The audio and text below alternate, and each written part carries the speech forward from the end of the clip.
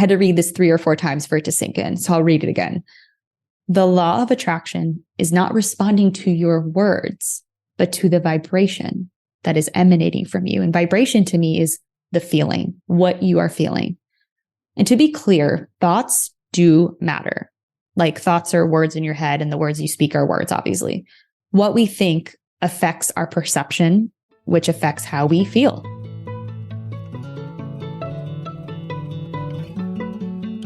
My name is Francesca Phillips, and you're listening to the Good Space Podcast, a show where we help you find peace and power in work, relationships, and intuition. Welcome to the Good Space Podcast. This is episode 2 of a 4-part series on feeling your best about money. In the previous episode, we talked about who qualifies to receive more money. Hint, everyone, why we don't receive more money, and how if you desire it, you can have it. Feel free to listen to these episodes while you're driving, cleaning, cooking, or resting. Soak these in while you're in flow. Any questions I ask throughout are there to ponder upon. There's no pressure to take notes or write anything out.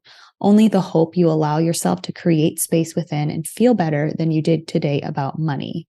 If you feel inspired to take notes or action, then please do. And of course, you can always listen to these over and over and enjoy them. If you want to continue getting short daily reminders to access your authentic self, then sign up for the Good Space Daily. It's our email that Kathy says has a way of completely shifting her perspective for the better without overcomplicating it, or that Nancy says inspires her and keeps her happy and positive. All right, let's get to it. Recently, I shared this meme with my friend Emily that I thought was hilarious. It's from a person on Twitter, Hannah Dickinson, and it says, "Told my roommate that Mega Millions was up to 825 million, and she said, yeah, but that's only 400 million after taxes. Our kitchen is in our living room." Only 400 million after taxes, y'all. It's kind of funny when you think about it, right? On a deeper level, though, this was a perfect example of why mindset is everything. Rather than the roommate focusing on the fact that she'd have 400 million more than she did yesterday, hello, positive aspect, she focused on what she wouldn't have, which was a negative aspect. This exact kind of thinking is why people stay stagnant and don't make above a certain amount, or they go bankrupt when they do win the lottery. Scarcity thinking is scarcity thinking, whether we're talking $400 or $400 million. My friend Emily then said, people hold abundance away from themselves because they think they aren't worth it. It makes me wonder if we're holding anything away from ourselves. That was a great question. Then she said, I feel like the mind has to expand enough to even hold the space for that kind of money. Bingo. I'll admit, when I imagined myself taking home $400 million, there were definitely fears and blocks that popped up. And another interesting question to ask is, what if more money isn't necessarily a good thing? I think a lot of us have been conditioned into thinking that, oh, it's a good thing no matter what. And Kate Northrup brought this up, and I really wanted to share it and get your thoughts and just plant this seed. And she shared this on Instagram. She said that if we don't have systems in place to manage our current money, having more could make things worse.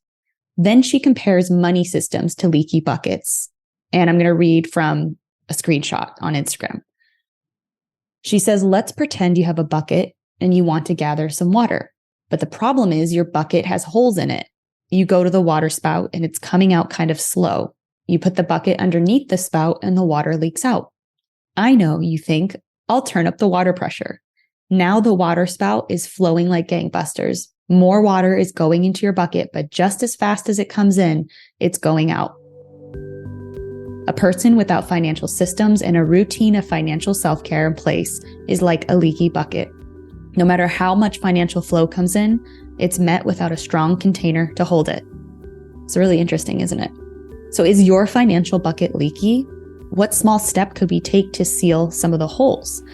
And then she also says that maybe more revenue won't cure the exhaustion and burnout that comes from a leaky bucket. Maybe looking at your current systems and changing your relationship to money is the actual key. So my takeaway is this. We need to be spaces where money can come to us, where it feels safe to stick around. Strong buckets that can withstand higher water pressure / wealth. It's just something to think about. The information that you're hearing in these episodes is what I wrote for our daily email, The Good Space Daily. So if you're already signed up, you'll have these money tips in writing in your inbox. And if you want to get short daily reminders to access your authentic self in all areas of life, then make sure to sign up now. Depending on when you're listening to this episode, we might not be sending these live, but you can get the other themes and topics that we're talking about. And we'll probably offer each theme as well as like a package or a sign up thing. So either way, go to the link in our show notes or findyourgoodspace.com and sign up. And you should be able to either find a way to get all the money emails or just our emails in general moving forward on all topics. So make sure you go there. If you feel inspired to mend the holes in your bucket and that more money would amplify your purpose and happiness, then let's keep going down the path. Abraham Hicks says, abundance cannot find you unless you offer a vibration of abundance. It makes sense, similar to the thought exercise of looking around the room you're in and counting how many blue objects there are. And then what if someone asked you, okay, and how many red objects are there? You probably wouldn't have an answer. You wouldn't really have a number. We can only attract and bring into our experience that which we're focused on or receptive to. We can only hold in our experience whatever we have the mental and emotional space for. If we're living in a vibration of scarcity, then we'll see scarcity. We look for evidence to confirm beliefs we hold, whether they're conscious or subconscious. This quote also reminds me of the year or two before I met my husband. I was living in Los Angeles, working in the music industry, and had been going on dates, not connecting with anyone. At first, I felt discouraged and down, like it was a waste of time and that I put too much hope into each date. Then I distinctly remember praying to be a match for the person I'm meant to spend life with and saying, God, the man I want is someone who's adventurous, kind, successful, family-oriented, and loyal. And then I said, if he's on his way to me, please allow me to be a match for him so that when we meet, we're ready for each other. And after that, I let go of any expected outcome and focused on enjoying life. I worked on myself and expanded to the level I expected my future partner to be. Then a year and a half later, after having the time of my life, working in music, dating for fun, and eating super healthy, that's when I met my husband.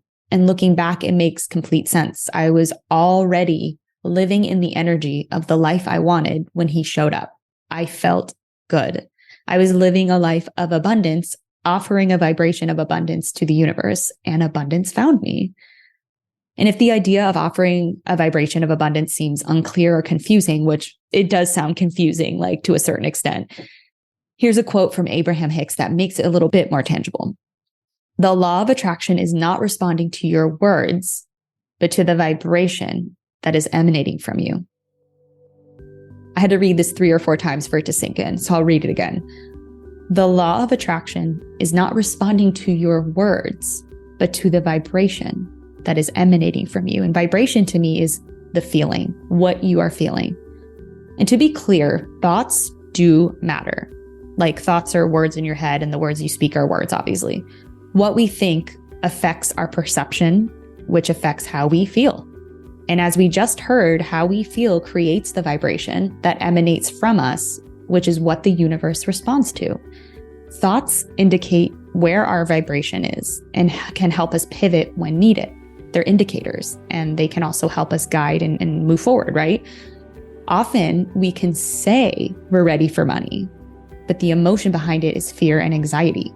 The fear and anxiety is what the universe responds to, not the words you say. So that's why feeling good is the most important thing for us to focus on. It doesn't matter what we say, it matters how we feel. The language of the universe is feeling. So let's get savvy to what vibration we're emanating. Is it a match to the words we're saying? And if not, how can we work on that? With grace, with love, with kindness. All that universe, God, requires of us to receive abundance is to be like it, to reside in love, to court joy and peace, to welcome abundance with open arms, to be open to what we allow into our experience. It sounds easy, right? Just joking, also sounds way too woo for a world full of 40-hour work weeks and social media. It's definitely not easy, but the good news is you only need to be willing and open, and the rest unfolds naturally. If you like what you're hearing so far and feel inspired to support our message, if it's changing in any way how you're feeling or how you're thinking, and if you only consider one brand this year to back and to support, then please consider joining our membership. It helps us to create episodes, to do the research, to edit, do the work, and make it easier for you to learn and grow and expand. So thank you for listening, and we'll see you soon. Now it's time for an affirmation. I am a safe, strong, sure place that money can rest in. Abundance is who I am.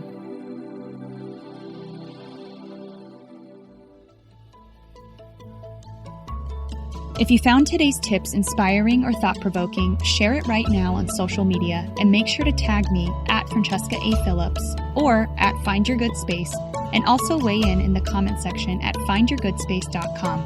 You can find links in the show notes.